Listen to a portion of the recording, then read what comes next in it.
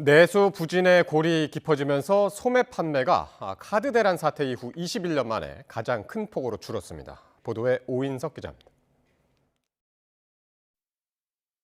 12.3 비상계엄과 연말에 발생한 제주항공 참사 등의 영향으로 내수 부진은 지난해 12월에도 이어졌습니다.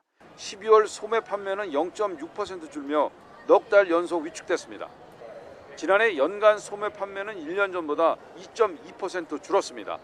승용차와 음식료품, 의복 등 판매가 모두 뒷걸음질했는데 신용카드 대란 사태가 있던 2003년 이후 최대폭 감소입니다. 소매 판매는 2022년 이후 3년 연속 줄며 감소폭도 커지는 모습입니다.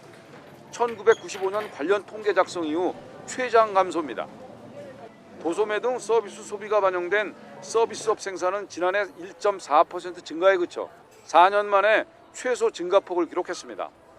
비상계엄 등의 여파로 12월 숙박 음식점과 예술 스포츠 여가, 부동산 등이 줄줄이 하락했습니다. 사회적 불안으로 연말연시 음식점 예약 취소가 잇따르고 외국인 관광객 수요도 줄며 숙박업체도 타격을 입은 것으로 보입니다. 소매 판매 부분은 1년 내내 계속 좋지 않고 지금 3년 연속으로 모습이 좋지 않은 모습을 보여주고 있기 때문에 지출 부분에서는 좀 혼조세가 있다. 그렇게 설명드릴 수 있겠습니다. 건설 실적을 의미하는 건설 기성은 1년 전보다 4.9%나 감소해 2021년 이후 최대폭으로 줄었습니다. 12월 1.3% 늘었지만 분기별로는 2분기 이후 3분기 연속으로 감소했습니다.